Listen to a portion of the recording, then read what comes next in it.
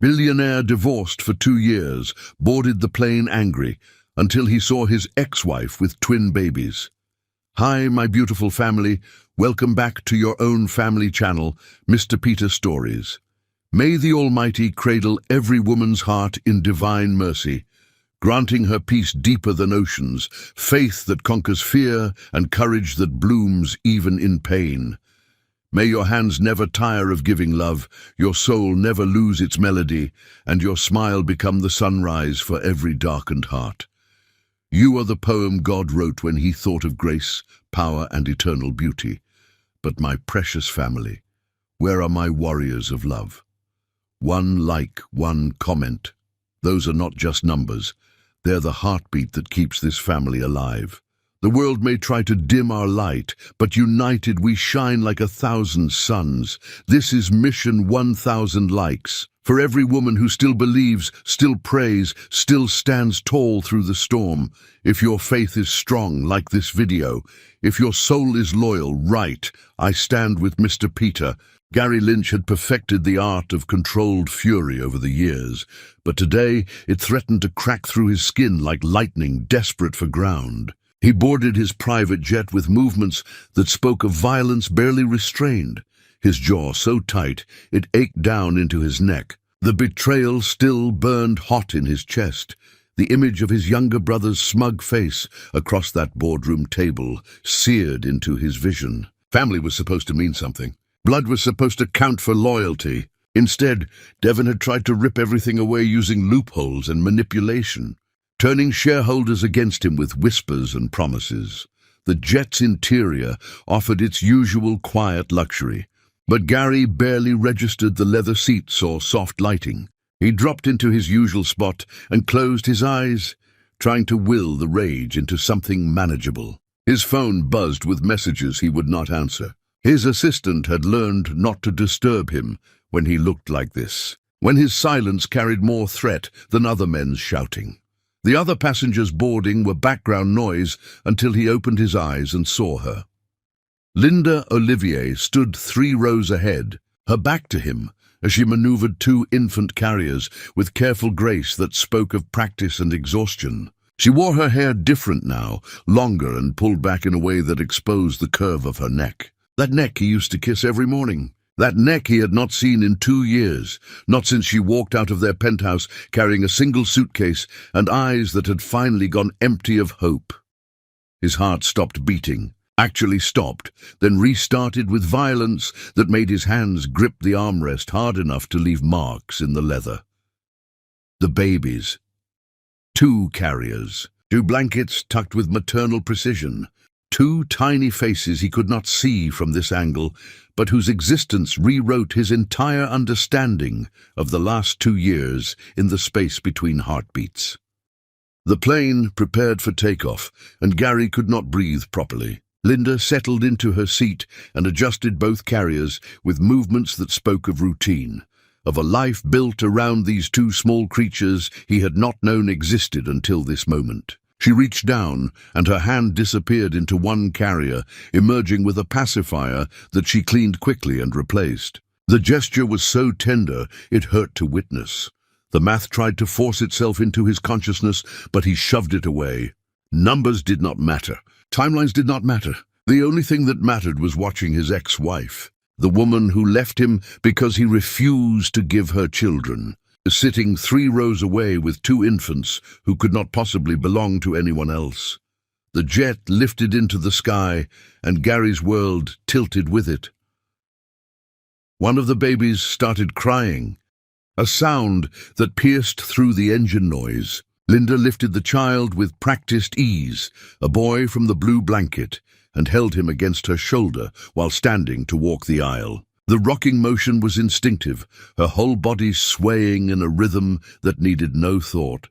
She walked past Gary's row, and he saw the baby's face clearly for the first time, small and red from crying, with features still soft and undefined. But the hand that gripped Linda's shirt had something that made Gary's entire body go rigid, a birthmark. Distinctive and irregular, spreading across the tiny palm like spilled wine. His father had that mark. His older sister Colette had it on her wrist. The Lynch bloodline carried it like a signature written in skin, showing up randomly through generations. Gary himself had been spared it, but he had seen it enough times to recognize it instantly. The realization hit him with physical force. These were his sons, not just Linda's babies from some new relationship. His children, his blood, his DNA walking around in two tiny bodies he had never known existed, while he spent 2 years telling himself he was better off alone. Linda walked to the galley area at the back of the cabin, still rocking the crying child. She murmured something too soft for Gary to hear, but the tone carried love so pure it made his chest feel like it was caving in. She had wanted this so desperately during their marriage. She had begged him to try for a family. She had explained with increasing desperation that she was not getting younger, that her body would not wait forever, that she wanted to build something with him that mattered more than wealth or status. He had told her to wait. Always wait. Not yet soon after this deal. After that expansion. After he secured his position. After until the afters piled up into years, and she finally understood that he would never choose her over the empire he was building. So she left. And he let her go, because his pride would not bend far enough to chase her. Now she stood in the airplane galley holding their son, while their other son remained strapped in a carrier beside her empty seat. And Gary understood with crushing clarity that he had lost more than a marriage. He had lost the entire future she had been trying to give them both. He stood without conscious decision, his body moving before his mind could construct a plan. The aisle felt too long and too short simultaneously. Linda had her back to him, still focused entirely on the baby, whose crying had softened to hiccuping whimpers. Gary stopped 3 feet away and his mouth went dry. Linda. Her name came out rough, scraped raw by shock and recognition and grief so large it had no edges. She went absolutely still. The baby quieted as if sensing his mother's tension. For 3 heartbeats she did not move, did not turn, did not acknowledge him at all. Then slowly, like someone preparing for impact, she turned to face him. The color drained from her face so quickly, Gary thought she might faint. Her arms tightened instinctively around the child she held, pulling him closer to her chest in a gesture of pure protection. Her eyes, those eyes that used to look at him like he was the answer to every question, now looked at him like he was the threat she had been guarding against. Are they mine? The question fell out of him without grace or preamble. Linda's face did something complicated, cycling through emotions too fast for him to name. Fear, anger, exhaustion, something that might have been grief. Go back to your seat. Gary. Her voice was different, harder. The softness he remembered had been burned away by whatever she had survived in these 2 years of silence between them. She tried to move past him, but the galley was small and he was blocking the aisle without meaning to. Linda, please. Are they mine? She looked at him fully then, and he saw everything he needed to know in her eyes before she spoke a single word. The truth was written in her face, in the protective way she held that baby, in the careful distance she maintained despite the cramped space. You need to move. Answer me. Something flashed in her expression, something sharp and defensive and utterly done with his demands. She shifted the baby to one arm and used her free hand to steady herself against the galley wall. When she spoke, her voice was quiet, but it carried the weight of every unanswered phone call, every night spent alone.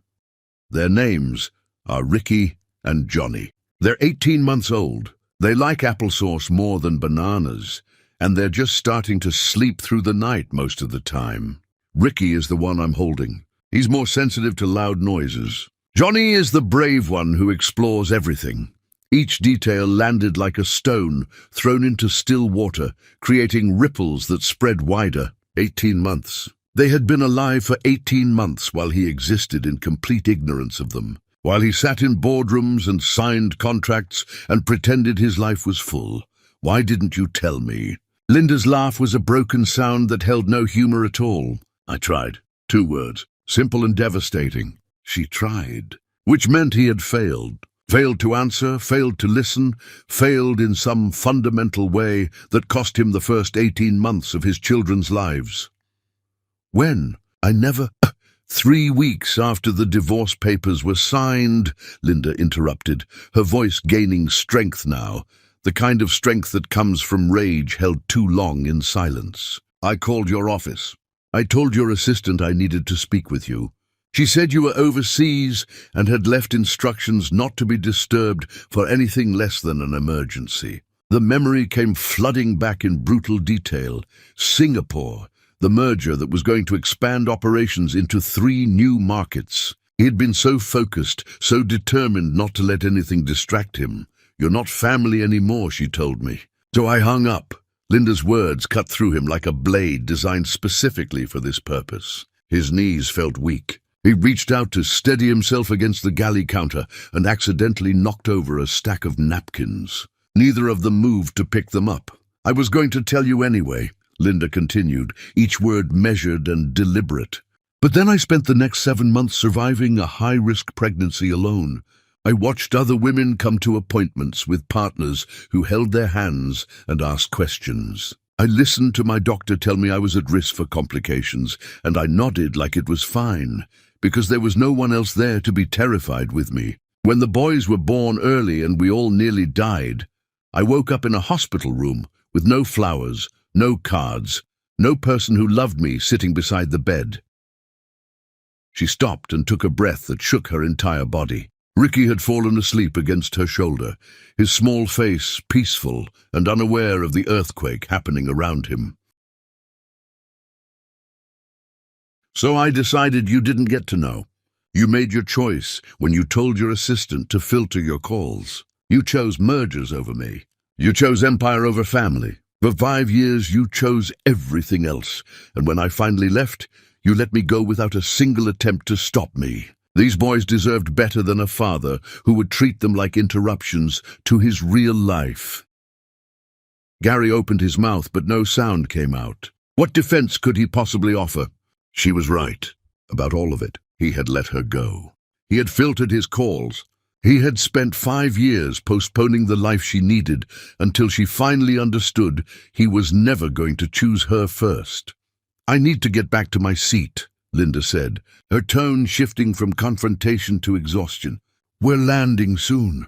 She tried to move past him again, and this time Gary stepped aside, his body obeying, even though his mind was screaming at him to say something. Do something, fix this impossibly broken situation. Linda walked back down the aisle with Ricky sleeping peacefully against her shoulder, and Gary watched her settle back into her seat, where Johnny remained, sleeping in his carrier. Gary returned to his own seat, moving like a man who had aged decades in minutes. He stared at the back of Linda's head and tried to process what it meant that he had sons. 2 of them, walking around in the world without his name or knowledge or protection. Linda reached down to adjust Johnny's blanket with the same tender precision she had used with Ricky, and Gary saw the life she had built stretching out before him like a country he had no map for. The plane began its descent, and Gary realized he had no idea where they were even landing. He had boarded in a rage and found something worse than anger on the other side. He had found the consequences of every choice he had made for 5 years, wrapped in blue blankets and sleeping peacefully in the arms of the only woman he had ever actually loved. When they landed and passengers began gathering their belongings, Gary watched Linda efficiently manage both carriers with movements that spoke of hard-won expertise. She had learned to do this alone. She had learned to be both parents. She had learned to survive his absence. The question that consumed him as he followed her off the plane was not whether those boys were his. The birthmark confirmed what his heart already knew. The question was whether he had any right to them now, after everything he had failed to be when it mattered most. Chapter 2. The Truth She Kept. The terminal stretched before them in fluorescent brightness, and Linda moved through it with focused efficiency that Gary had forgotten she possessed. During their marriage, she had quit her demanding position running operations for a regional hospital network told him it was to support his schedule. He realized now she had sacrificed her own competence on the altar of his ambition, and watching her navigate travel chaos with 2 infants proved that competence had only been dormant, not dead. Gary kept his distance, but stayed close enough to observe. Linda never looked back to see if he followed. She knew he was there. The rigid set of her shoulders told him she was hyper-aware of his presence, in the way prey animals sense predators circling. At baggage claim, she retrieved a large travel bag designed for infant supplies with one hand, while keeping the other on the double stroller that held both carriers. A woman next to her smiled and made some comment Gary could not hear. Linda smiled back with warmth that transformed her face into something he remembered from years ago, before exhaustion and disappointment had carved themselves into her features. The woman helped Linda lift the bag onto the stroller's lower rack. Gary hung back and watched this interaction with a hollow feeling spreading through his chest. Linda had built an entire life he knew nothing about. She had learned to accept help from strangers because no help waited at home. She had become someone new in his absence. Or maybe she had always been this person, and he had simply never paid enough attention to see her clearly. When the woman walked away and Linda headed toward the exit, Gary closed the distance between them. She noticed him immediately, her body tensing in a way that made him keep more space than he wanted to. "Linda, please, we need to talk." She kept walking, pushing the stroller with steady determination toward the sliding glass doors. "We already talked." "That wasn't talking, that was you telling me I failed," "which I did. But I have a right to know my own children." Linda stopped so abruptly, the stroller wheels squeaked against the polished floor. She turned to face him, and her expression carried something between fury and bitter amusement. "Rights? You want to talk about rights? You have legal rights, Gary. DNA gives you that. But you don't have earned rights. You haven't earned the privilege of disrupting the peace it took me 2 years to build. I didn't know they existed because you were too busy to take a phone call." The words hit like a physical blow, but Gary forced himself to stand steady under the impact. "You're right, I was. I spent 5 years being too busy and it cost me everything. But I'm here now. I'm asking for a chance to know them." Linda studied his face with an intensity that made him feel transparent, like she was searching for the lie that would inevitably reveal itself. When she spoke, her voice had dropped lower. "You see those boys sleeping peacefully right now? That took me 14 months to achieve. 14 months of sleep training and night terrors and colic that made them scream for hours. 14 months of figuring out which formula worked and which songs soothed them and how to tell their cries apart when they both needed me simultaneously. You want to walk into that peace and claim space you didn't help create. I want to help create it going forward. Based on what evidence? Based on the track record of a man who cancelled our anniversary dinner 3 years in a row? Who missed my father's funeral because of a meeting you deemed critical? Who told me we could talk about starting a family after you had closed one more deal?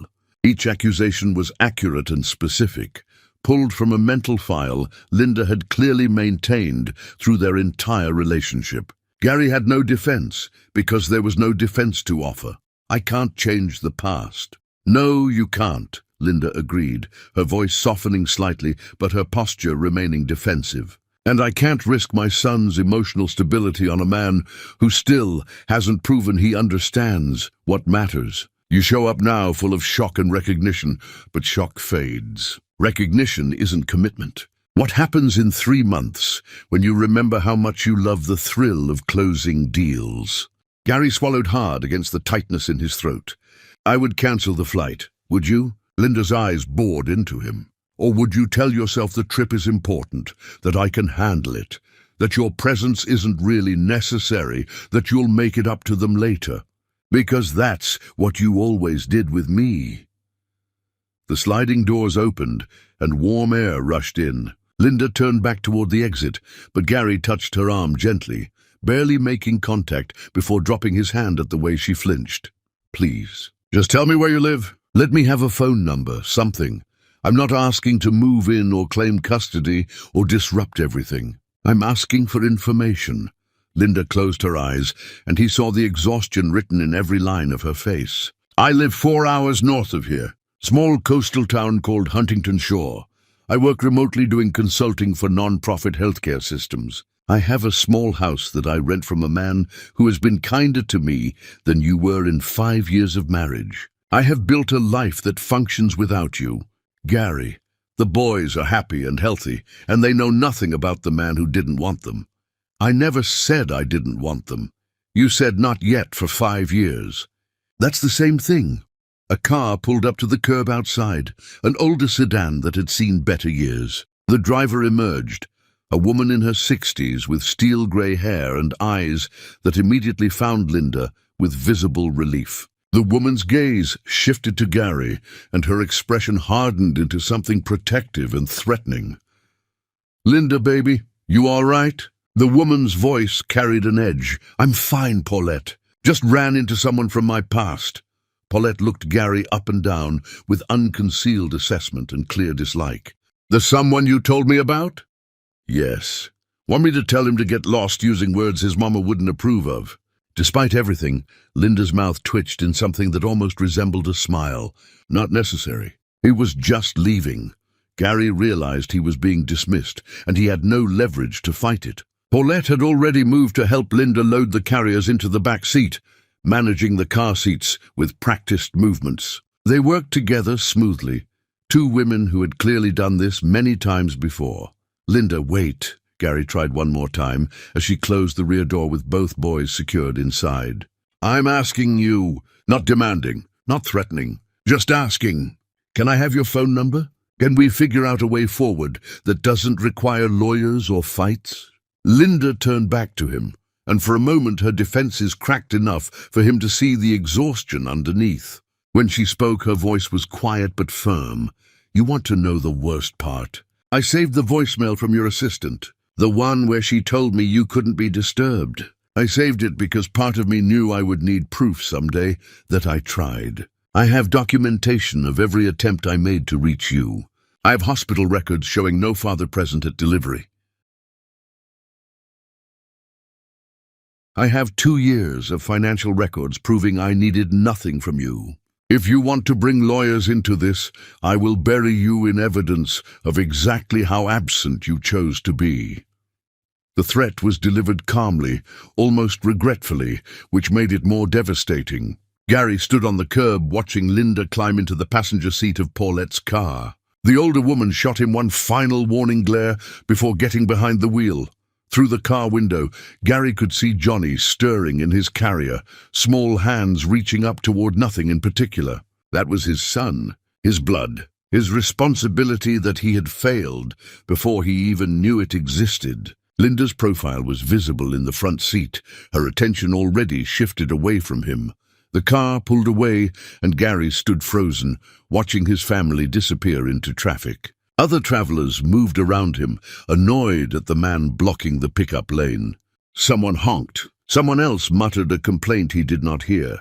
Gary had built an empire through strategy and ruthlessness, and the ability to identify exactly what leverage would move people toward his desired outcome. But standing there watching that sedan blend into afternoon traffic, he realized with crushing finality that he had no leverage here. Linda had built a fortress he could not buy or negotiate or force his way into. His phone buzzed with messages from his assistant, his brother, his sister, all demanding his attention for crises that had seemed urgent this morning and now felt completely meaningless. Gary turned back toward the terminal and made a decision that would have seemed insane to the man who boarded that plane hours ago. He was not going back to his regularly scheduled life. He was going to find out where Huntington Shore was located, and he was going to figure out how to prove to Linda Olivier that he could become someone worthy of knowing their sons. He had no plan beyond that, no strategy that guaranteed success. For the first time in his adult life, Gary Lynch was walking into a situation he could not control, could not buy his way through, and had no certainty of winning. The only thing he knew with absolute clarity was that watching that car drive away felt like dying, and he would do whatever it took to prevent that feeling from becoming permanent. Chapter 3. The Fortress She Built. Huntington Shore revealed itself through Gary's windshield, like something from a painting designed to mock him. Charming storefronts with hand-painted signs, tree-lined streets where children rode bicycles without apparent supervision, a coastline that seemed engineered to provide calming ocean views. The town looked like everything he had dismissed as quaint during their marriage. Finding her address had required resources and connections he was not proud of using. But standing outside the cottage where she lived with their sons, Gary felt the full weight of his trespass. The house was small and painted soft blue-gray that caught afternoon light. Flowers bloomed in window boxes, and the small front garden showed signs of recent weeding. A double stroller sat on the porch beside 2 pairs of tiny shoes. This was not what he had imagined. During the drive north, he had constructed scenarios, most involving Linda struggling in some cramped apartment, barely making ends meet. The fantasy had been self-serving. If she was struggling, he could swoop in as savior. If she needed rescuing, he retained some power. But this cottage spoke of intentional choices and comfortable stability. Through the front window, Gary could see into a living room that looked lived in and loved. Toys organized in baskets, bookshelves lined with varied volumes, photographs on walls showing Linda and the twins in poses of joy. Gary sat in his rental car, watching the house like a stalker and hating himself for it. A neighbor walking a dog gave him a suspicious look. In a town this small, strangers in expensive rental cars probably stood out sharply. He needed to leave before someone called authorities, but he could not make himself drive away. Evening approached and lights came on inside. Through windows, Gary watched Linda move through what appeared to be a dinner routine. She strapped both boys into high chairs positioned side by side. She juggled 2 small bowls, while the twins banged spoons on their trays with enthusiasm. When Johnny flung his spoon across the room, Linda did not react with frustration. She simply retrieved it, wiped it clean, and returned it with patience that looked both exhausted and infinite. The scene was so domestic, so utterly normal, that Gary felt like an anthropologist, observing a culture he had read about but never truly understood. This was what she had begged him for during their marriage. Not wealth or luxury, just this. Messy dinner times and spilled food and 2 small people who needed her completely. The meal eventually ended, and Linda cleaned both boys with efficiency born of practice. Bath time followed, visible through a different window. The small bathroom barely held a woman and 2 infants, but Linda managed it with choreography that suggested nightly performance. Both boys splashed and laughed. Linda's clothes got soaked, and she did not seem to care. When a man approached the cottage carrying grocery bags, Gary's entire body went rigid. The man was older, probably in his 60s, with kind eyes and comfortable clothes. He let himself in through the front door, using his own key, and Gary's hands clenched the steering wheel. Through the window, he watched Linda emerge from the bathroom, carrying Johnny wrapped in a towel. She saw the man and smiled, calling out something Gary could not hear. The man set groceries on the kitchen counter and said something that made Linda laugh. When Linda returned to retrieve Ricky, the man started unpacking groceries without being asked, moving around her kitchen with obvious familiarity. Jealousy burned through Gary's chest. Who was this man who had keys to Linda's house? Who made her laugh and knew where she kept her groceries and interacted with their sons like he had earned that privilege? He could not watch anymore. Gary started the car and drove away before he did something stupid. He found a small hotel on the edge of town and checked in. The room was clean but basic. He sat on the bed and stared at his phone, fighting the urge to call her to demand explanations. Instead, he lay awake most of the night replaying what he had witnessed. Linda's patience with the twins, her obvious competence, the community she had built, the life that functioned perfectly well without any space carved out for him. Morning came harsh. Gary showered and drove back to Linda's neighborhood with no clear plan beyond wanting to see her again. He parked down the street this time, less conspicuous but still obviously out of place. Linda emerged with both boys in the double stroller, dressed for a walk. She wore comfortable clothes and no makeup, her hair pulled back practically. She looked beautiful in a way that had nothing to do with designer clothes and professional styling.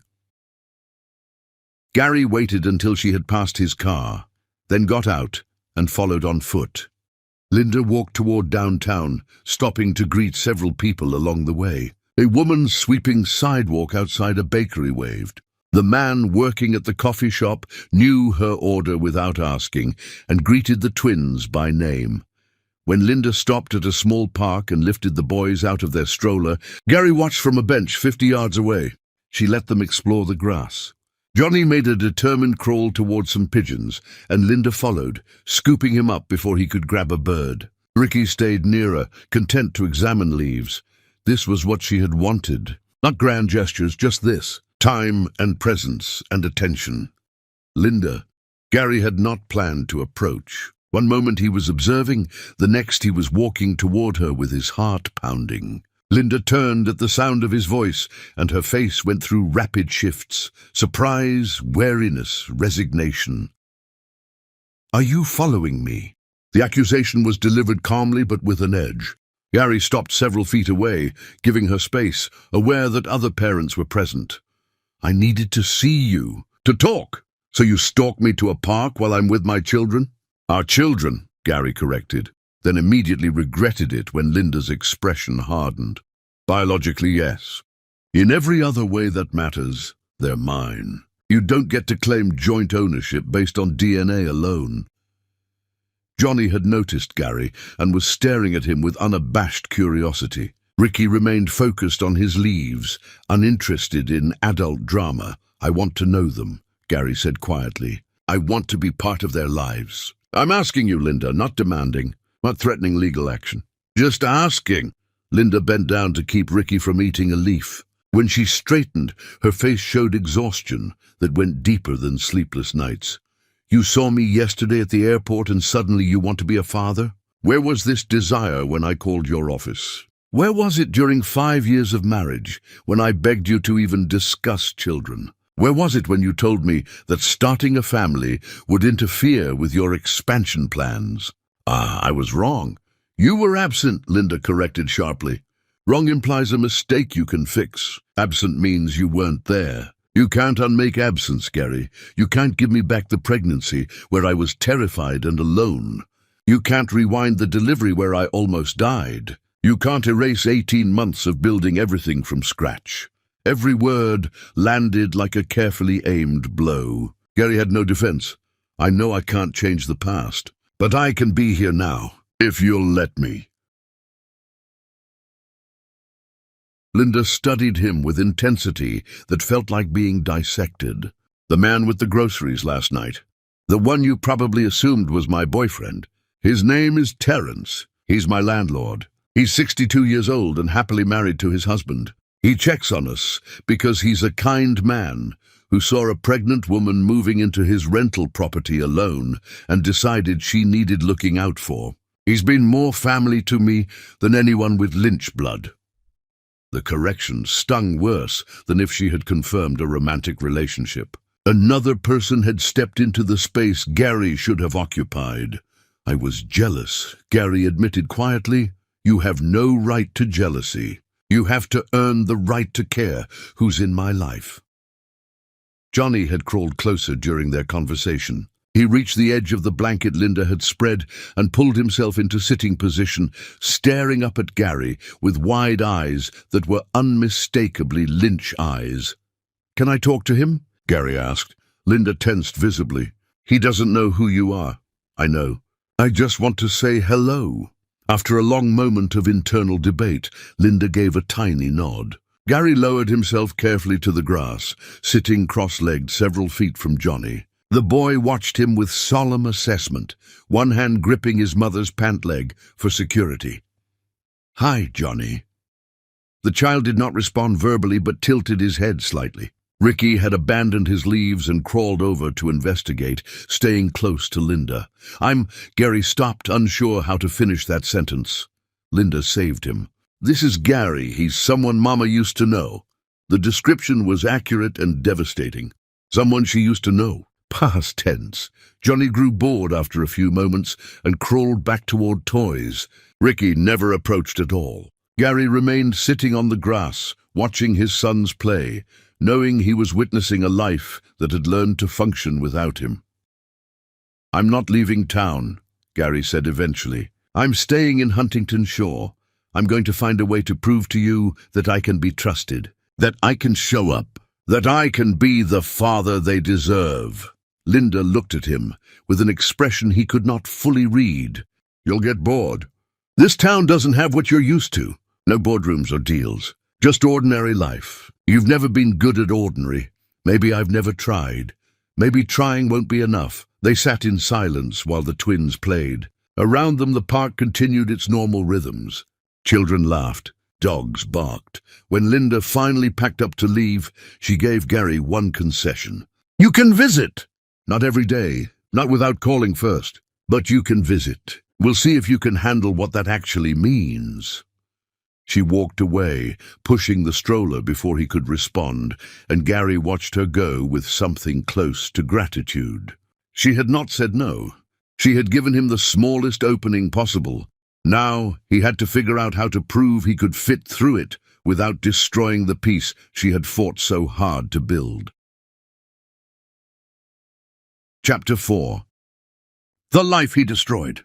The apartment Gary rented was too quiet and too empty, but it had the virtue of being within walking distance of Linda's cottage. He unpacked minimal belongings purchased locally, since he had not planned this extended stay. Clothing from a shop downtown, basic toiletries from the pharmacy, where the clerk had recognized him as the man seen talking to Linda. He called his assistant and rearranged his schedule, pushing meetings indefinitely, delegating decisions to subordinates. His brother Devon sent a gleeful message about taking over operations. His sister Colette left multiple voicemails. Gary deleted them all without listening completely. For 3 days, he did nothing but observe. He learned Linda's routines through carefully timed walks and strategic positioning in the coffee shop. She visited the library on Tuesday mornings for story time. She bought groceries on Wednesday afternoons when the store was less crowded. She took the twins to the beach every evening that weather permitted.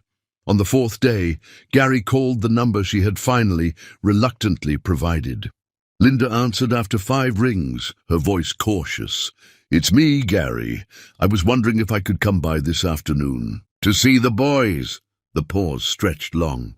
Then she sighed. 3 o'clock. "They'll be awake from their nap.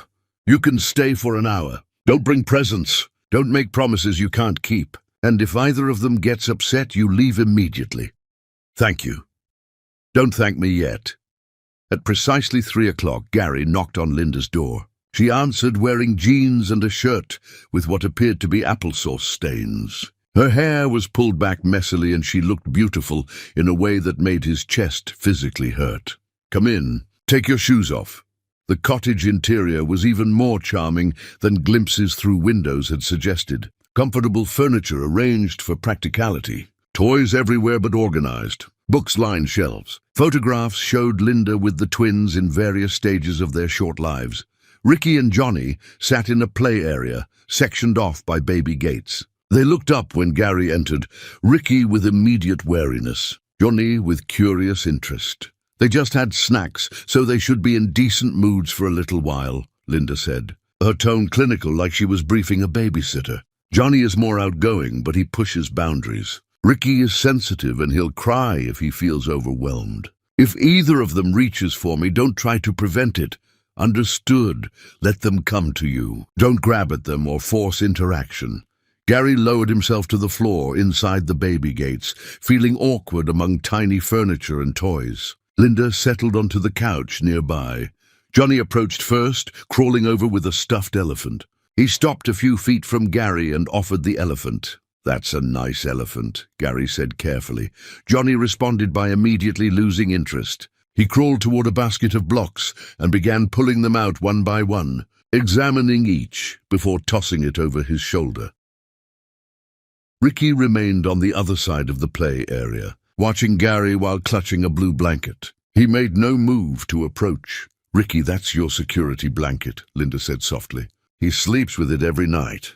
If he brings it out during the day, it means he's feeling uncertain."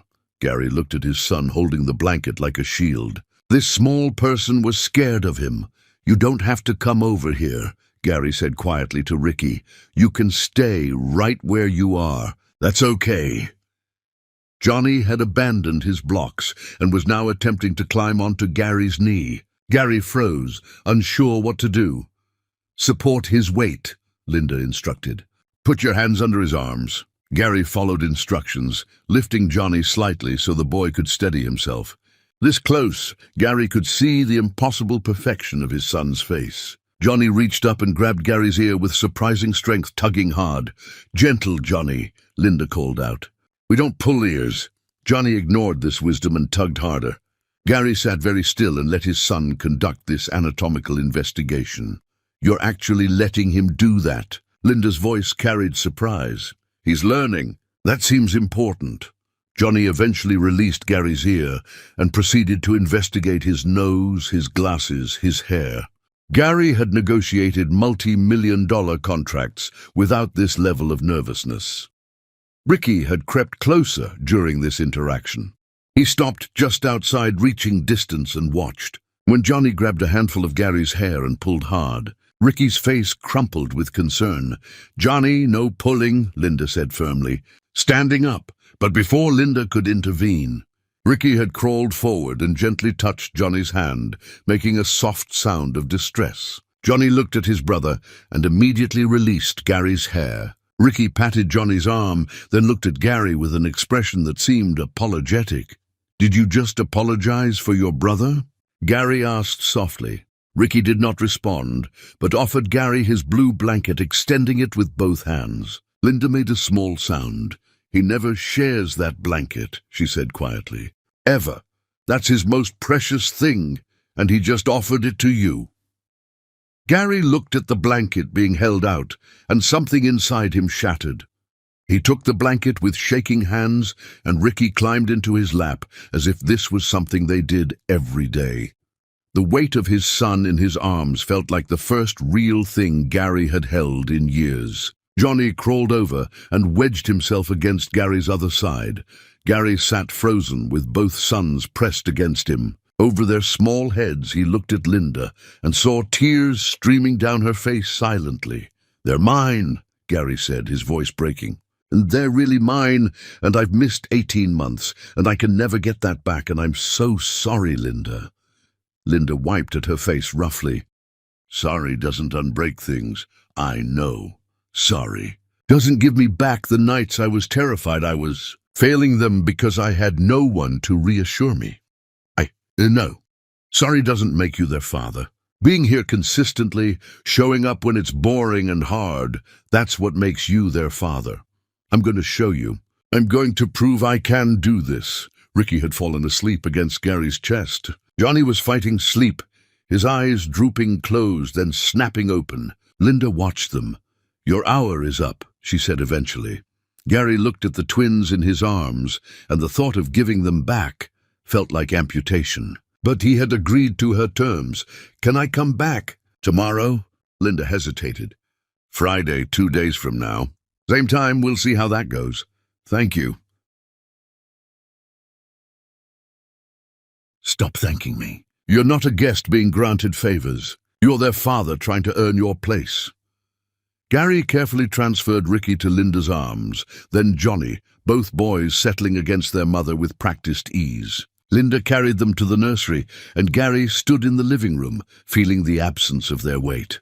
When Linda returned, she walked Gary to the door. But before she could open it, Gary stopped. "I need to tell you something." "What?" "I finally understand what you were asking me for during our marriage. Not just children. You were asking me to build a life that mattered more than achievement. To be present, to choose connection over conquest. I was too stupid and arrogant to hear you." Linda's face did something complicated. "That's quite a speech. It's the truth. Truth delivered 2 years too late doesn't have the same value. I know. But I'm saying it anyway because you deserve to hear it. Linda opened the door. Friday, 3 o'clock. Don't be late. Their schedule matters more than whatever you think is important. Gary left, knowing he had been dismissed, but also knowing something had shifted. She was letting him return. She was letting him try. Walking back to his apartment, Gary called his brother. "I'm not coming back," he said when Devon answered.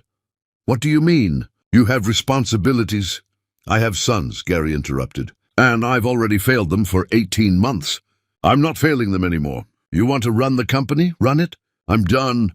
"You're insane. You're throwing away everything for some ex-wife and bastard children."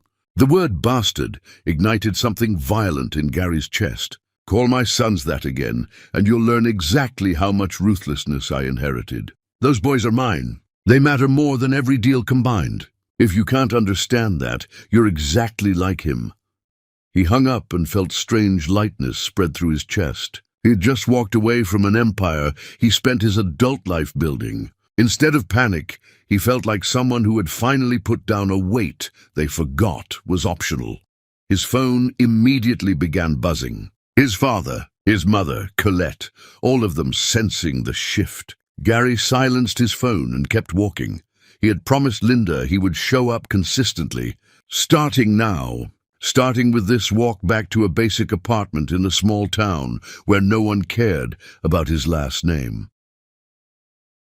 For the first time in years, Gary Lynch felt like he might actually be becoming someone worth knowing. Chapter 5. The Jealousy That Burns. The days between visits felt endless. Gary filled them with walks around Huntington Shore and increasing familiarity with the town's rhythms. He discovered the coffee shop made excellent pastries. The local bookstore had a surprisingly robust collection. When Friday finally arrived, Gary showed up at Linda's door at exactly 3 o'clock, carrying nothing but his determination. Linda let him in with minimal greeting and gestured toward the play area where Ricky and Johnny were engaged in some complex game. "They've been asking for Gary," Linda said, the name mangled in toddler pronunciation. "They didn't know whether to be happy or horrified that they remembered you." "Can I choose happy?" "Not yet. You've had one good visit. Let's see if you can manage consistency." The visit followed similar patterns. Johnny immediately claimed Gary's attention. Ricky maintained more caution, but eventually warmed enough to allow himself to be held. They played with blocks and read simple books. Halfway through the hour, someone knocked. Linda answered, and Terence entered carrying grocery bags, his presence immediately filling the small space with warmth. He greeted Linda with casual affection, asked about the twins with genuine interest, and began unpacking items into the refrigerator. "Paulette sent some of her famous stew," Terence said. "She said you've been looking tired and you need proper food. Tell her I said thank you, and she's a pushy, wonderful woman." "She knows." Terence finally noticed Gary sitting on the floor. "Oh, you're the ex-husband. I'm Gary. I know who you are. Linda told me about you. And Paulette has opinions she expressed very colorfully." Linda intervened. "Terence, this is Gary. He's visiting with the boys." "Gary, Terence is my landlord and friend who has been invaluable support." The word invaluable drove into Gary's chest like a blade. This stranger had been invaluable while Gary was absent. "Nice to meet you," Gary managed. Terence studied him with assessment that felt thorough and unflattering. "Linda's been through enough. These boys have been through enough. Whatever you're here for, I hope it's genuine and not some midlife crisis where you suddenly want to play house because you're bored." "Terence," Linda warned. "No, he should hear it. Because if he hurts you again, or if he disappoints those boys, he'll have me to answer to. And my husband was a boxer before he retired." The threat was delivered mildly, but Gary understood it was serious. This man who owed him nothing had appointed himself Linda's protector. "I understand," Gary said quietly. "I'm not here to hurt anyone. I'm here because they're my sons, and I want to know them." Terence absorbed this answer with visible skepticism. "Words are easy. Let's see if you can back them up." He finished unpacking and left with a final warning look at Gary and a gentle kiss on Linda's cheek. The casual affection made jealousy flare again. After Terence departed, Linda returned to the couch and watched Gary play with the twins with more intensity. Johnny had claimed Gary's lap. Ricky sat nearby, building a tower with blocks. "You're jealous of Terence," Linda said abruptly. Gary looked up. "Is it that obvious?" Your jaw gets tight. "I have no right to jealousy." "No, you don't, but you feel it anyway." Gary set Johnny gently aside and met Linda's gaze directly. "I'm jealous of everyone who was here when I wasn't. I'm jealous of Paulette, who helped you through pregnancy. I'm jealous of Terence, who fixed things and brought groceries. I'm jealous of the neighbors who waved to you. I'm jealous of everyone who earned a place in your life while I was too busy being important somewhere else." Linda's expression softened slightly. "Terence and Paulette saved me when I was drowning. When I moved here pregnant and alone and terrified, they saw someone who needed help, and they helped without conditions. They showed up consistently. That's what real support looks like." "I know. Do you? Because you've had 2 visits. You're doing great with the boys right now. But this is the easy part. Wait until one of them is sick at 3 in the morning. Wait until they both have tantrums in public. Wait until the exhaustion piles up so high you can barely remember your own name." "I'll show up." Linda laughed, a sound with no joy. "You said that about our anniversary dinner 3 years ago. You said it about my father's funeral. You said it about every important thing until I finally learned that your words and actions occupied different universes." The criticism was fair and brutal. Gary looked at Ricky and Johnny playing nearby. "I stepped down from running my family's company," Gary said quietly. Linda's head snapped toward him. "What? I'm not CEO anymore. I handed everything to my brother. I did it so I could be here. So I could show you I'm serious." Linda stood up and walked to the window, her back rigid. "That's exactly the kind of grand gesture you excel at. The dramatic demonstration that looks impressive but doesn't address the underlying problem."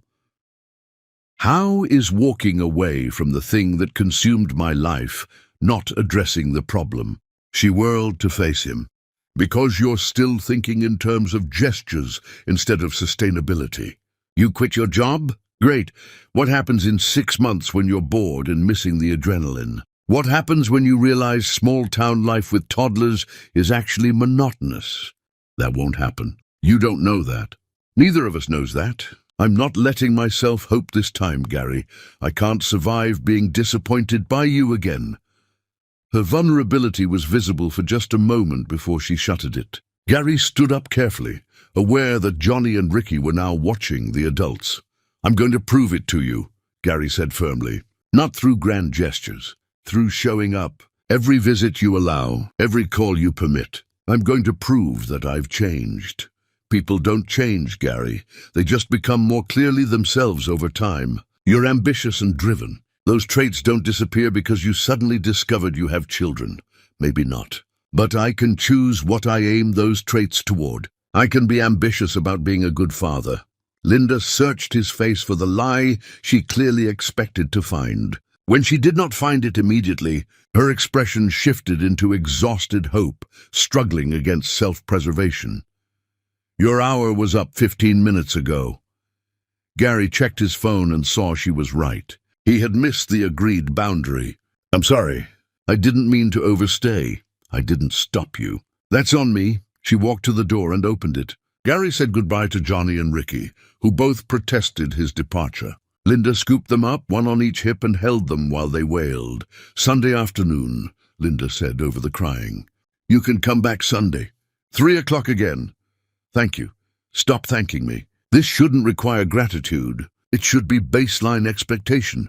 Gary left with his son's cries following him. The sound carved into him. He sat in his car for several minutes, wrestling with the magnitude of what he was trying to do. That evening, Gary walked to the beach and stood watching waves crash. The ocean did not care about his regrets. It simply kept moving in patterns established millions of years before humans invented redemption. His phone buzzed with a message from Colette. "Father wants to talk about your resignation. This is serious." Gary deleted the message. His father's disappointment was not his problem anymore. Another message came through, this one from Linda. Just 3 words. "They miss you." Gary stared at those words until his vision blurred. His sons missed him. They had known him for exactly 2 visits, and somehow he had become someone they wanted present. He typed back carefully, "I miss them too. See you Sunday?" Her response came quickly. "Don't be late." Gary saved that message and walked back to his apartment with purpose settling into his bones. He had something worth showing up for now, something worth being consistent for. He just hoped he was capable of actually doing it. Chapter 6. The Family War. Sunday's visit was proceeding normally until Colette appeared at Linda's door, unannounced. Gary heard the knock from where he sat on the floor building block towers with Johnny. Linda opened the door and immediately tensed. Gary stood up, recognizing threat even before he saw his sister's face. Colette entered without invitation, her designer heels clicking against Linda's hardwood floors. She wore clothes that cost more than most people's monthly rent and carried herself with Lynch family arrogance. "So this is where you've been hiding," Colette said, her gaze sweeping the cottage with visible disdain. "I had to hire investigators to find you. Do you have any idea how worried Mother has been? I'm not hiding. I'm living my life. In this? This is beneath you, Gary. Whatever midlife crisis you're having needs to end. The family needs you. These people don't need you," she said, "these people," while looking directly at Linda and the twins. Linda stepped partially in front of the play area, her body language shifting into protection mode. "You need to leave," Linda said calmly. Colette ignored her completely. "Devon told me about your ridiculous resignation. Father is beside himself. You're throwing away everything he built because you what? Discovered you accidentally fathered some children. They're not some children, they're my sons. Sons you knew nothing about until, a week ago? And now you're abandoning your responsibilities for infants who won't even remember you exist if you leave." Linda made a sound low in her throat that Gary recognized as fury barely contained. "Get out of my house!" Colette finally acknowledged Linda directly. Oh, the ex-wife speaks. "Tell me, Linda, how much is it going to cost to make you see reason? Because that's what this is really about, isn't it? You saw an opportunity to trap my brother." "That's enough," Gary said, his voice hard. "It's not nearly enough. You think I don't see what's happening? She kept those children from you deliberately. She got herself pregnant probably to trap you.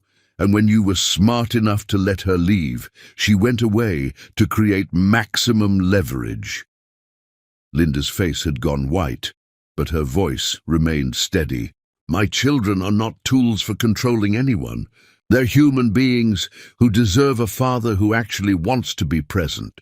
Your brother is trying to be that person, because that's what it is about. My family built an empire over 3 generations. Those children carry Lynch blood, which means they're part of that legacy. They're entitled to trust funds, education, social position. But all of that comes with conditions." "There are no conditions," Gary said firmly. "Ricky and Johnny are not corporate assets." Colette turned to him with disappointment and calculation. "You're thinking with your guilt instead of your brain. These boys need proper upbringing. They need to be raised as Lynches. Gary, get your sister out of my home. Now." Linda's voice had dropped to a tone Gary recognized. Colette apparently recognized the threat too, because she switched tactics. "I'm offering you $10 million, Colette said, addressing Linda. $10 million in a trust for the boys, plus full access to Lynch family resources. Private education, healthcare, connections. All you have to do is agree to raise them within the family structure." The offer hung in the air like poison gas. Colette had offered it so casually. "You want to buy my sons. I want to ensure they receive their birthright. $10 million, Linda. Think about what that could provide." Linda laughed, and the sound made both Gary and Colette flinch. "I walked away from Gary's billions once already. Money has never been what I needed from the Lynch family. I needed partnership. I needed presence. Your brother failed spectacularly at providing those things. Now he's trying to learn how to be different. You showing up and offering to buy my compliance proves exactly why I needed to get away from all of you." Colette's expression hardened. "You're making a mistake. Those children deserve more than you can give them. They deserve love and stability and a parent who shows up. That's what I've given them. Your money doesn't factor into that equation. You're naive if you think money doesn't matter. You're damaged if you think it's the only thing that does." Ricky had started crying, picking up on the tension. Johnny had abandoned his blocks and crawled to Linda, wrapping his arms around her leg. Linda bent to pick them both up, settling one on each hip. "You need to leave now," Linda said to Colette. "You're upsetting my children." "Your children? They're Lynch heirs. They're Olivier boys. That's the name on their birth certificates. That's the name they'll grow up knowing." Gary had remained silent through most of this exchange, watching the two women clash over his children's futures. But Colette's presence here, her casual dismissal of Linda's autonomy, her attempt to buy control, had crystallized something important. "Colette, you're done." His sister turned to him with surprise. "What? You're done? Leave Linda's house. Go back to whatever life you're living that makes you think you can show up here and throw money around. These boys don't need your resources. They need protection from people exactly like you, like me. I'm your sister. I'm family. You're the worst parts of what Father taught us. You think money equals control. You think legacy matters more than humanity. You're everything I'm trying not to be anymore." Colette's face flushed. "You're choosing them over your own blood. I'm choosing human decency over toxic family patterns. Father is going to be devastated. Father was devastated when I quit competitive soccer at 12 because I wanted to study music instead. Father's disappointment is his permanent state. I'm done letting that dictate my choices." Colette looked between Gary and Linda with genuine confusion. "You're really going to throw everything away for this?" "And I'm not throwing anything away. I'm finally picking up what actually matters. Now leave. If you ever show up here again without invitation, I'll pursue every legal avenue necessary to keep you away from my family." The word family hung in the air with new meaning. Not the Lynch family, his family. Linda and Ricky and Johnny. Colette left without further argument. The cottage felt larger in her absence.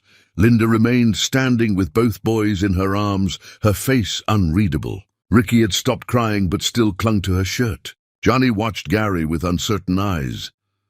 "I'm sorry," Gary said quietly.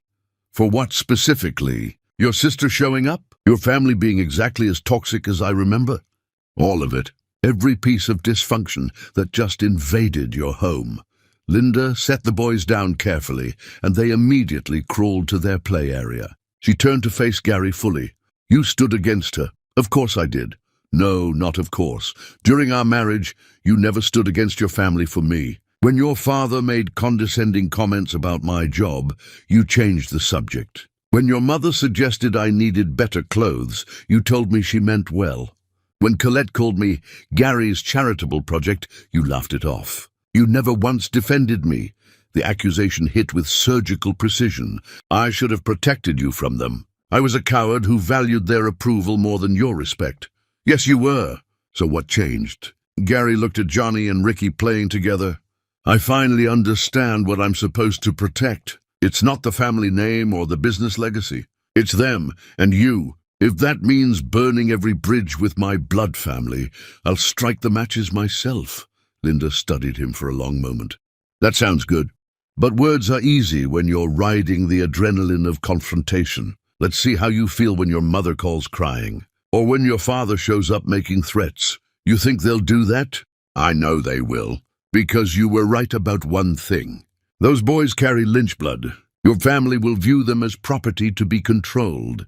Gary felt cold, settle into his bones. "Then we'll fight them."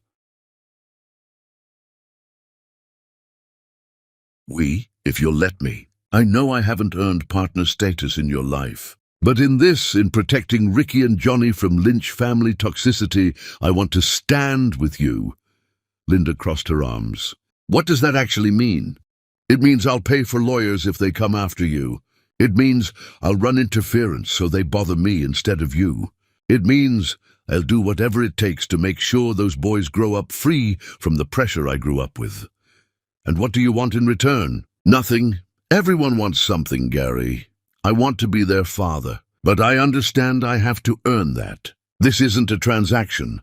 Linda walked to the window and looked out at the street. When she spoke, her voice was quieter. They asked about you this morning. Johnny tried to say your name, and it came out as Gary. Ricky pulled out his blue blanket and brought it to the door like he was waiting for you. They're bonding with you. And that terrifies me because I know how much it will hurt them if you disappoint them. I won't. You don't know that. People have good intentions and still fail. Gary moved closer but maintained distance. What if I fail sometimes but I keep showing up anyway? What if I make mistakes but I learn from them? That's what actual parenting looks like. The question is whether you can sustain it. There's only one way to find out. Linda turned from the window, and her eyes were bright with unshed tears. I can't protect them from you if you're going to be their father. I can't shield them from disappointment if you're going to be part of their lives. That's what scares me most. I have to let them love you and trust that you won't break them the way you broke me.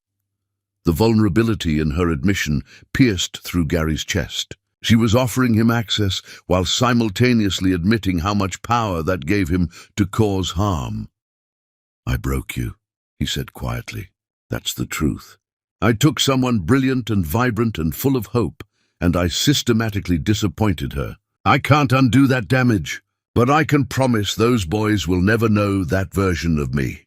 Johnny chose that moment to crawl over with a book. He pushed it at Gary's leg insistently. Gary picked up his son and settled on the floor with Johnny in his lap, opening the book.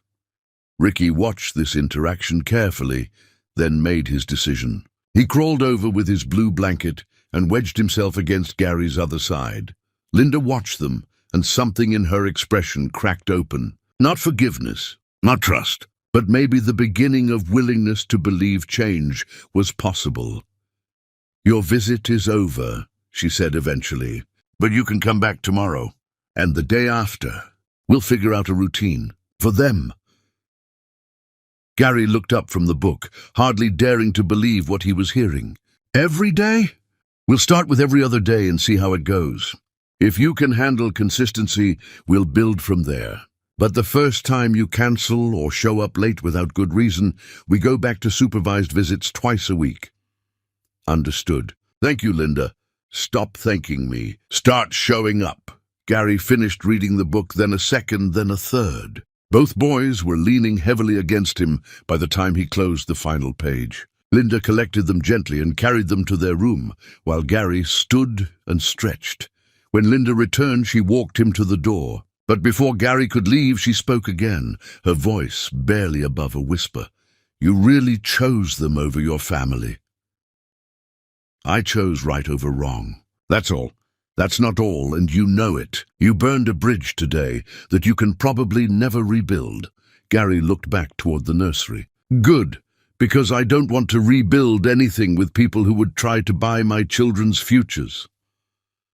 Linda's expression shifted into something softer, more uncertain. I don't know if I can trust you yet, but I want to. I want to believe you've changed. I just can't afford to be wrong again. Then let me prove it, one day at a time, until hopefully someday you look back and realize I've been consistent. That's a lot of days between now and someday.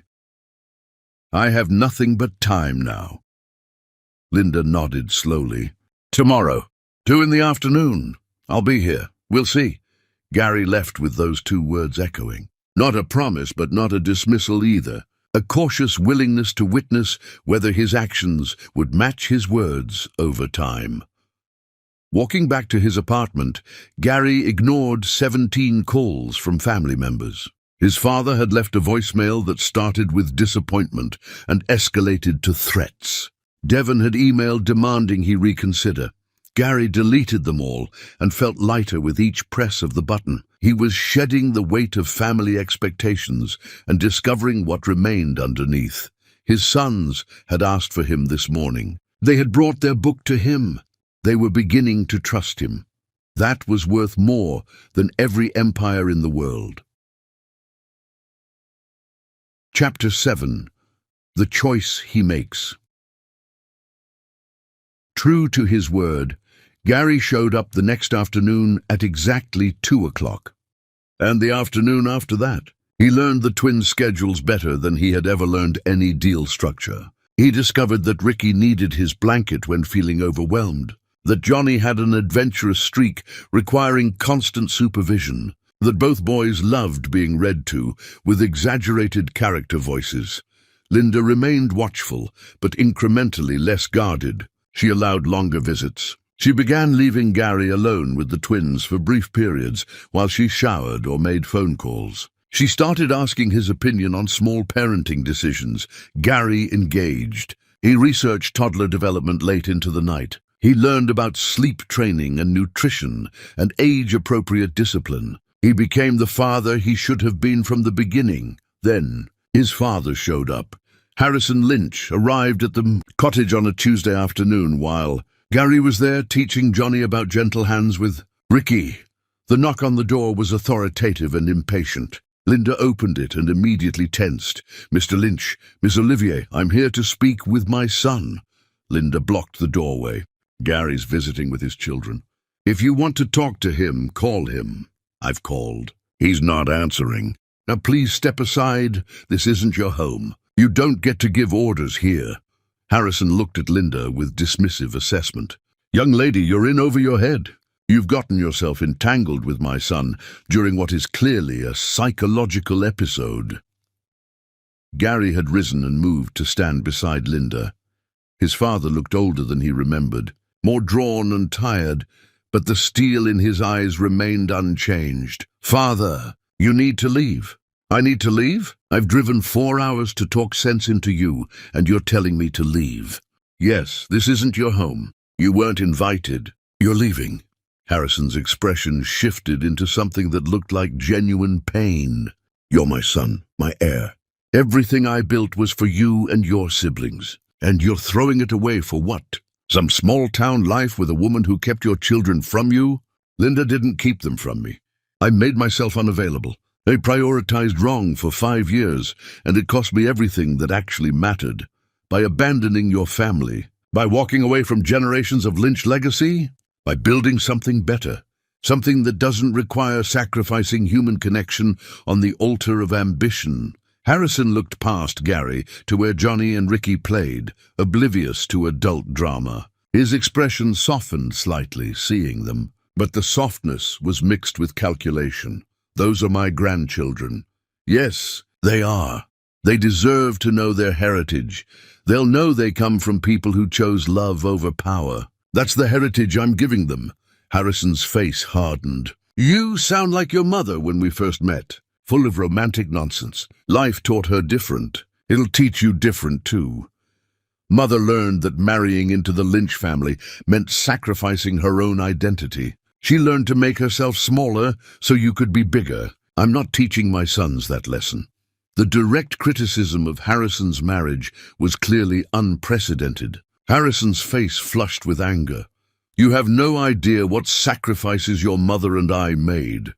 "You're right, I don't, because you never told me. You just told me about deals and victories. You taught me that winning was everything and human connection was weakness. You were wrong." Linda had remained silent, but Gary felt her presence beside him like reinforcement. He was not avoiding conflict. He was standing firm. Harrison looked between Gary and Linda with contempt and bewilderment. "Fine, throw away everything I built. Waste your potential.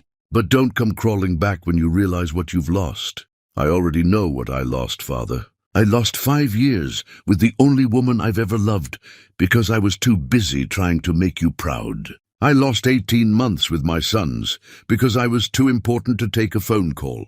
I'm not losing any more time trying to meet expectations that were designed to make me as miserable as you are." The words hung in the air like physical blows. Harrison's face went through several expressions before settling into cold fury. "You'll regret this." "I already regret most of my life until now. At least going forward, my regrets will be my own choices, not yours." Harrison left without goodbye, and Gary watched his father's car disappear with a strange mix of grief and relief. He had just severed the connection that defined his entire life. He had chosen his children over the man who taught him everything about ambition and nothing about joy. Linda touched his arm gently, the first voluntary physical contact she had initiated. "Are you okay?" "I don't know. Ask me tomorrow. Tomorrow you'll probably hear from your family's lawyers." "Probably. Can you recommend good legal representation?" "Paulette's daughter is a family law attorney. She's been on standby since you showed up. I'll give you her contact information."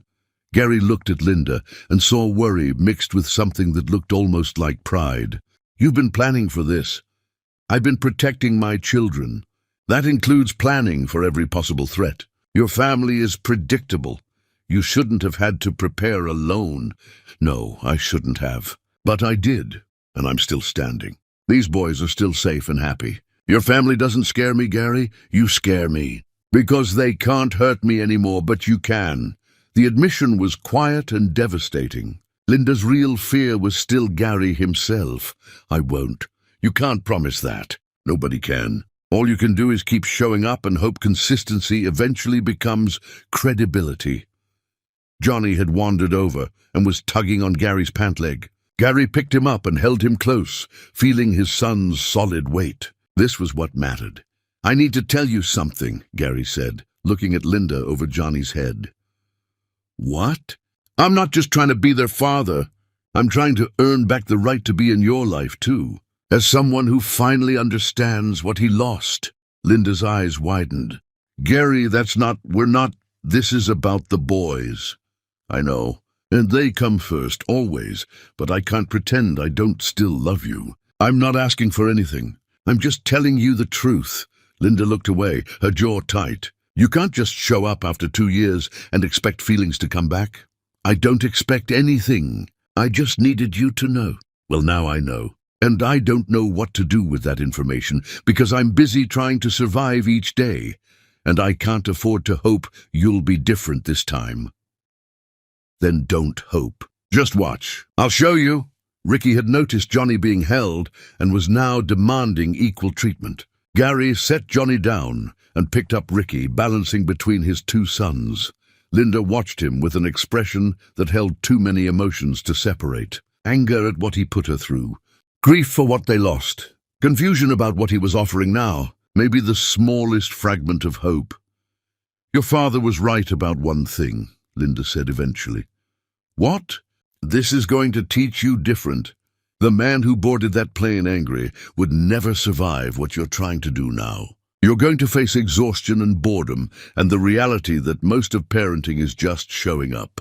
If you're doing this because you feel guilty, the guilt will wear off. The only way you succeed is if you're doing this because those boys deserve a father regardless of what you get in return." "You're right. So I choose them. Not because of guilt or love or any feeling that might fade. I choose them because they're mine and they deserve better. Everything else is just details." Linda studied him for a long moment. When she did not find the crack in his certainty, something in her posture softened infinitesimally. "We'll see." Those 2 words again. Not a promise, but not a dismissal. Gary held his sons and looked at the woman he had lost through his own stupidity, and he understood with perfect clarity that redemption was not a destination. It was a direction, and he was finally pointing himself the right way. Chapter 8. The Breaking Open. The middle-of-the-night phone call came exactly like Linda had warned. Ricky's fever spiked to dangerous levels while Gary was in his apartment. Linda's voice shook when she called. "I need you to drive us to the hospital." "I can't drive safely. My hands won't stop shaking." Gary was dressed and at her door within minutes. He found Linda in the nursery holding Ricky, whose small body radiated heat. Johnny slept peacefully in his crib. Linda's face was pale and drawn, terror written in every line. He was fine at bedtime. "The fever just spiked so fast. Let me have him." "You get the diaper bag." Linda transferred Ricky carefully, and Gary felt the alarming heat. The child was limp and unresponsive. Gary's heart hammered, but he forced his voice to stay calm. Call Paulette. Ask her to come stay with Johnny. Linda moved through the house on autopilot. Paulette arrived within 10 minutes, immediately taking charge. She squeezed Linda's shoulder hard. He'll be fine. Babies spike fevers. Now go. Gary drove faster than was wise, while Linda sat in the back holding Ricky, monitoring his breathing. The emergency room was harsh fluorescent brightness. A triage nurse took one look at Ricky and expedited them through intake. Tests followed. Blood draws that made Ricky cry weakly. Temperature monitoring. Concerned doctors asking questions neither Gary nor Linda could fully answer. Linda answered what she could, but her voice kept breaking. They were moved to a small room to wait for test results. Ricky lay on Linda's lap, his fever medication beginning to work, but still frightening hot. Gary sat beside them, feeling completely useless.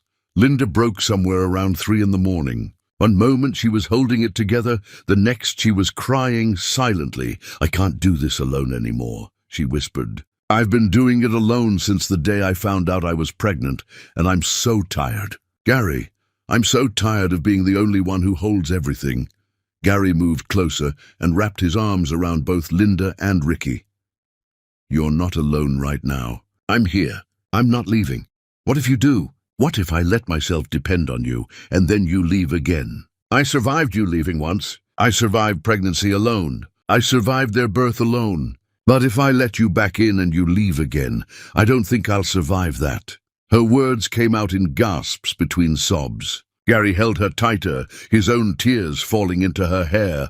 "I'm not leaving. I promise I'm not leaving." "You can't promise that. People leave all the time." "Linda, listen to me. I walked away from a company my father spent his life building. I burned bridges with my entire family. I moved to a town where I know no one. I'm doing all of that because these boys and you matter more than anything else. I'm not leaving. I don't want to leave. What if Ricky has something serious? What if the tests come back bad? Then we'll handle it together. Whatever the doctors say, we'll face it together. You're not alone anymore." Linda cried against his shoulder while Ricky dozed fitfully. Around them, the emergency room continued its chaos. But in their small room, something was shifting. Linda was letting him see her break. After 2 years of being strong enough to do everything herself, she was finally trusting him with her vulnerability. When the doctor returned with test results, Gary felt Linda go rigid. He kept his arm around her shoulders while they learned that Ricky had a simple viral infection, nothing dangerous. The relief was overwhelming, and Linda started crying again, this time from release of tension. They took Ricky home as dawn broke. The drive was quiet, except for their son's occasional whimpers. Back at the cottage, they found Paulette awake with coffee made and Johnny still sleeping. Paulette took one look at Linda's exhausted face and took charge. "You need to sleep. Both of you." "I can't sleep. I need to make sure Ricky will be fine with me for a few hours." "Go lie down before you collapse." Linda was too tired to argue. Gary followed her to her bedroom, unsure if he was included but unwilling to leave. Linda crawled into bed fully clothed and Gary sat beside her. "Stay," Linda said quietly. "Just for a little while. I sleep better knowing someone else is listening." Gary lay down on top of the covers while Linda curled on her side facing him. They were close enough to touch but not touching. "I was so scared," Linda whispered. "When his fever spiked and I couldn't get it down, I was so scared." "I know. I was too, but you stayed calm. You drove us safely. You held me when I broke. You did everything right. I just did what you needed. That's what I needed during our marriage. Someone who would do what I needed instead of what they thought was important. You couldn't do that then." "No, I couldn't. I was too focused on proving something that was never going to make me happy. I missed everything that actually mattered." Linda reached out hesitantly and touched his face. "I don't know if I can trust you again romantically. I don't know if I can give you that part of myself after what it cost me last time. I'm not asking for that. I'm just asking to be here. But you want more. Of course I want more. I want everything we lost. But I've forfeited the right to want that." So I'll take what you can give and be grateful. Linda's hand dropped and she closed her eyes. I'm so tired, Gary. I'm tired of being strong. Tired of making all the decisions. I want to sleep and not worry. Then sleep. I'm here. I'll listen for the boys. I'll wake you if anything needs your attention. Linda's breathing evened out within minutes. Gary lay beside her, watching her sleep, seeing the shadows under her eyes and the tension that remained. She had survived so much alone. She was the strongest person he had ever known, and he had almost destroyed her. Paulette appeared in the doorway and gestured for Gary to come out. He moved carefully and followed her to the living room where both boys slept. She finally broke, Paulette said. Yes. Good. She needed to. That girl has been holding herself together through superhuman effort. It was going to kill her eventually if she didn't let someone help carry the load. I'm trying to be that someone. Paulette studied him. You better mean that. Because if you hurt her again, or if you hurt those boys, you'll answer to a whole community. I understand. Do you? Because rich men like you usually think money and charm can fix anything. But you can't buy your way into being a good father. You have to show up and do the work. I don't want to be anywhere else. We'll see. Words are cheap. Action over time, that's what counts. Paulette left with final instructions. Gary sat in the quiet cottage, listening to his sons breathe and watching light fill the windows. He thought about his father's disappointment and his sister's contempt and the entire life he had walked away from. He felt no regret, only determination. Linda slept for 6 hours. When she emerged, looking rumpled and still exhausted, she found Gary on the floor with both boys. He had changed diapers, managed feeding time, and kept them entertained. You stayed. I told you I would. You stayed all day with them, by yourself. They're my sons. This is what fathers do. Linda sat on the couch, watching him play with Ricky and Johnny, and something in her expression was different, softer, less protected. Thank you for last night, for driving us, for being there. You don't have to thank me. Yes, I do. Because 2 years ago, you wouldn't have answered that call. The man I divorced wouldn't have held me while I cried, or stayed all day to let me sleep. The man you divorced was an idiot who didn't understand what he had. He wasn't an idiot. He just valued the wrong things. Question is whether you've actually changed. There's only one way to answer that question. What? Keep watching. I'll show you. Linda pulled a blanket around herself and watched Gary teach Johnny how to stack blocks while Ricky conducted quality control. Ordinary moment. Nothing dramatic, just a father spending time with his children. But for Linda, watching this scene after 2 years of doing everything alone, it was everything. Chapter 9, The Truth That Heals. The weeks after Ricky's fever became a turning point.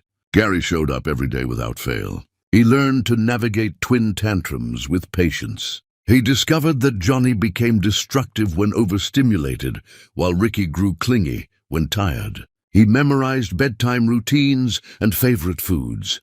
Linda watched with guarded hope that slowly transformed into cautious trust. She began leaving Gary alone with the twins for longer periods. She accepted his help with grocery shopping and pediatrician appointments. Slowly, they developed rhythms that looked almost like partnership, but the past remained unaddressed, living between them. One evening after the boys were asleep, Linda asked Gary to stay. They sat on her back porch, watching stars emerge over the ocean, and the comfortable silence stretched until it became uncomfortable. I need to ask you something, Linda said finally. Okay. Why now? Why are you capable of stepping away from your company and being present now, when you couldn't do it during 5 years of marriage? The question Gary had been dreading. He considered lying, then remembered she had asked for honesty. Nothing changed except consequence. I didn't become a better man. I became a desperate one. Linda turned to look at him. What does that mean?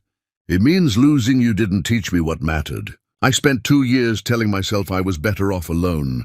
I didn't learn anything except how to lie to myself. But then I saw you with the boys at the airport and everything shattered. Seeing you with the life I denied you, seeing my sons existing without me, that taught me.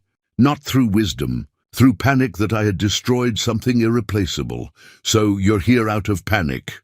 I'm here because I finally understood what I lost. Not because I evolved, but because consequence forced me to see clearly. If you had never gotten pregnant, if I had never seen you at that airport, I would still be living that empty life, thinking I was successful. I'm not a redemption story, Linda. I'm a cautionary tale who got lucky enough to see what he destroyed before it disappeared completely. Linda absorbed this in silence. The ocean provided soundtrack of waves. That's the most honest thing you've ever said to me. You asked for truth. I did. And now I don't know what to do with it. Because you're right, you didn't become better. You just faced consequences. No, it's not. So what happens when the panic fades? When you've been doing this long enough that it becomes routine? Gary had no answer that would satisfy her. I don't know.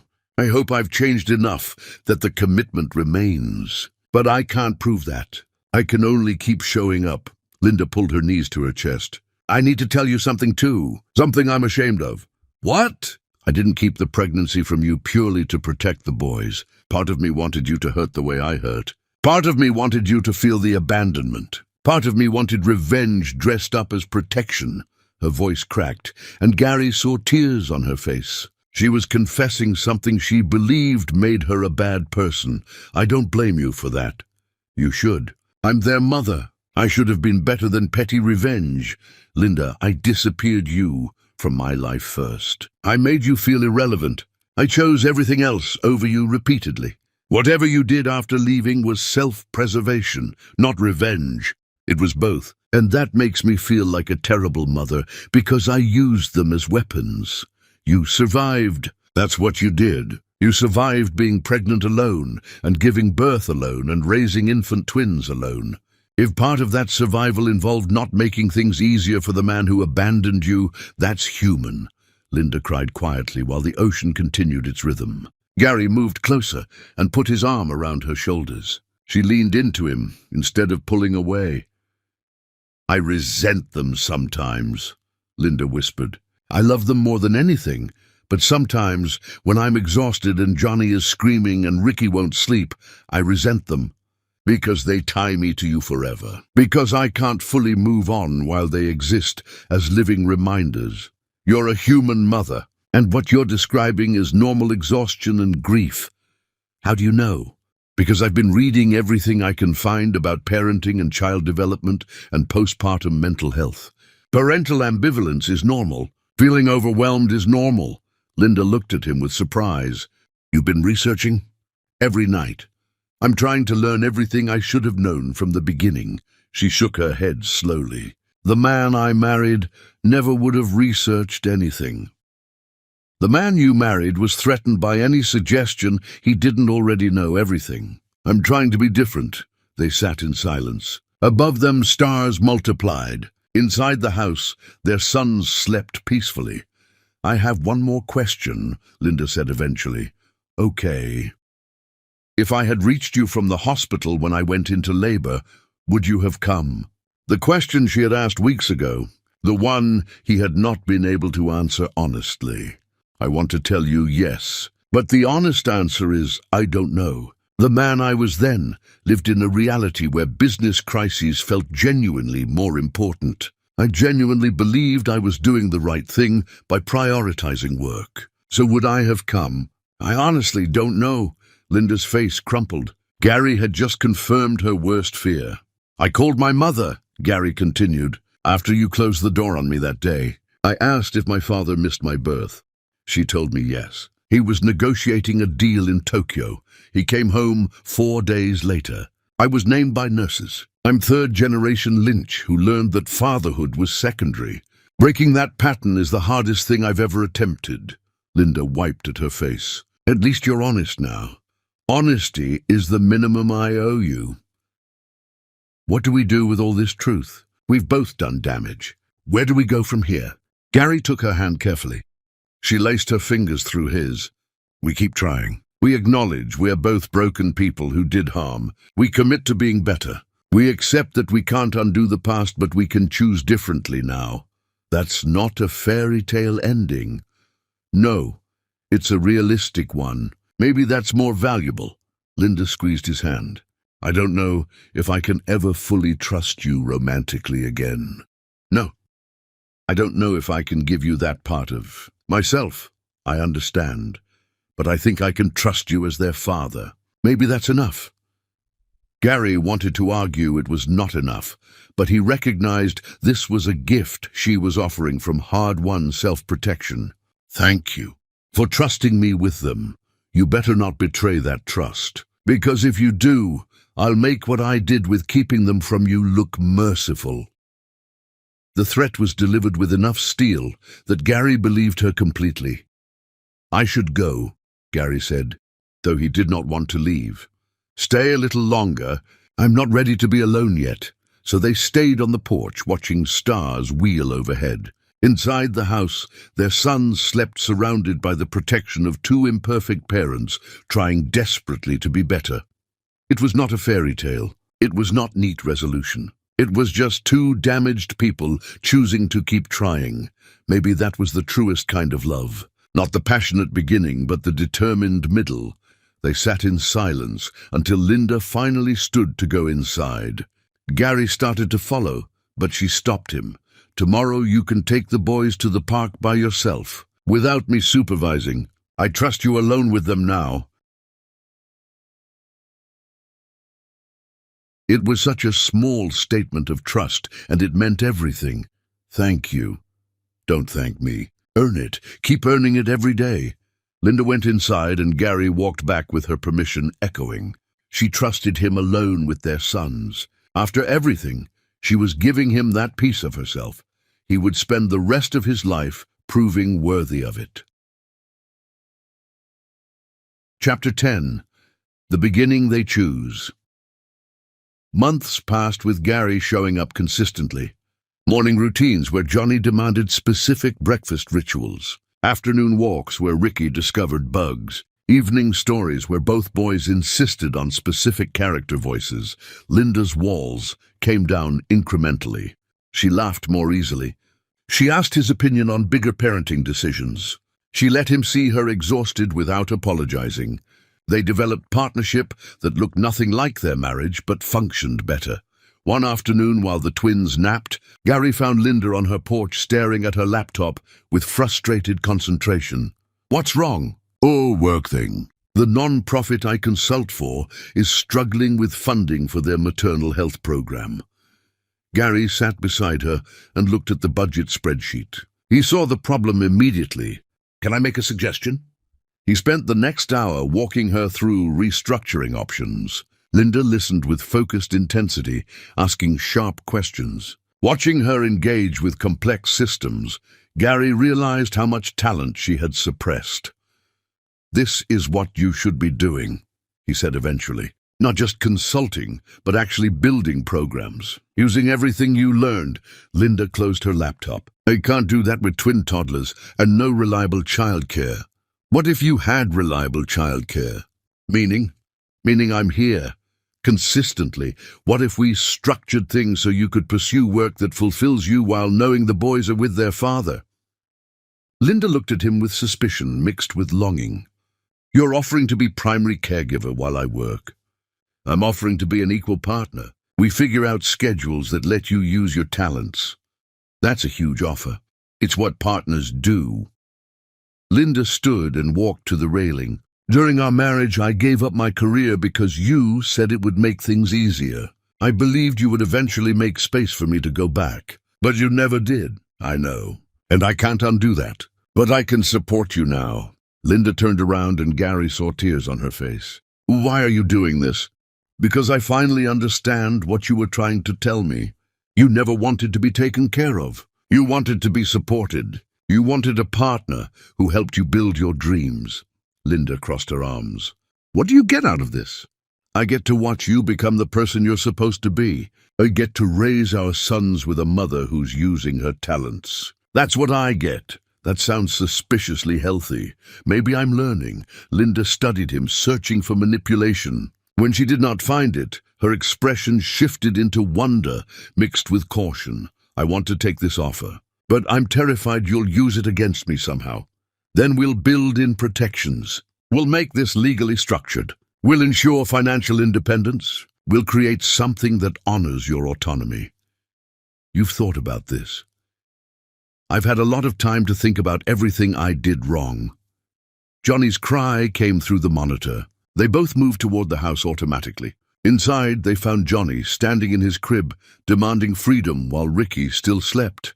Gary lifted Johnny out, and the boy immediately snuggled against his shoulder. Linda watched them, and something in her face softened completely. You're a good father. Better than I thought you'd be.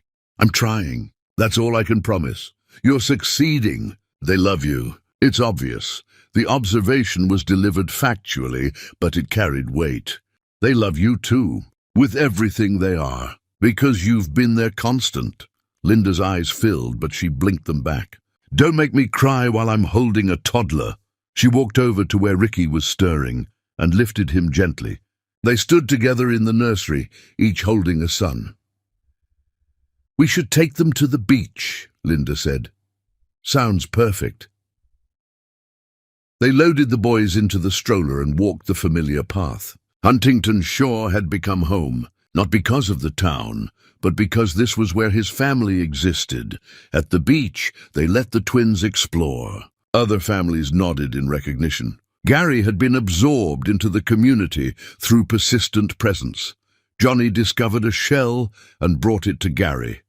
Ricky found a stick and conducted experiments with sand. These were the ordinary moments Linda had begged for. Linda sat beside him and watched the twins. When she reached across the space and took his hand, the gesture felt significant. I don't know what we're building here, Linda said softly. It's not our marriage. It's not simple co-parenting. It's something else. Is that okay? I think so. As long as we keep being honest, I can do that. And can you, even when it's hard? Especially then, because those are the moments that actually matter. Linda squeezed his hand. Above them, seabirds called. Around them, life continued. Thank you, Linda said eventually. For what? For becoming someone different. For proving change is possible. I had good motivation. Linda understood and looked at him with less guarded hope. Not complete trust. Not forgiveness that erased everything, but genuine possibility.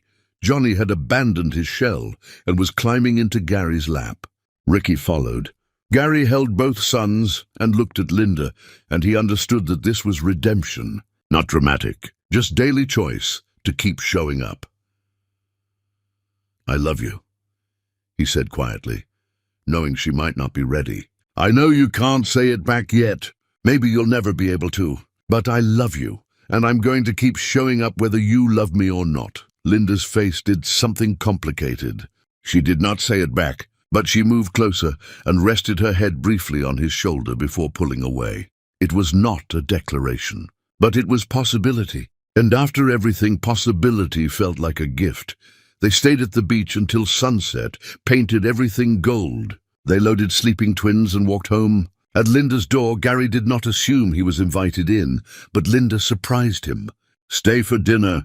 Help me with bedtime, stay. So he stayed. And the next night, and the night after, not because he was moving back in, but because she was choosing his company. Weeks later, on an ordinary afternoon without fanfare, Linda reached across the space while they watched the twins play in their garden. She took Gary's hand, and this time she did not let go. I'm not ready to say I love you back yet, she said quietly. Maybe I'll never be ready, but I'm willing to try. I'm willing to see if we can build something new. Gary turned his hand to lace fingers properly through hers. That's all I'm asking for. Don't make me regret this. I'll spend every day trying not to. Linda looked at him with eyes that held less fear. Good, because these boys need both of us. They sat together watching Ricky and Johnny play, holding hands like teenagers discovering connection. It was not the passionate beginning of their original relationship. It was quieter, more careful, built on foundation of damage acknowledged, but it was real. It was honest. It was a beginning they were choosing consciously, and that made it more valuable than any perfect romance could ever be.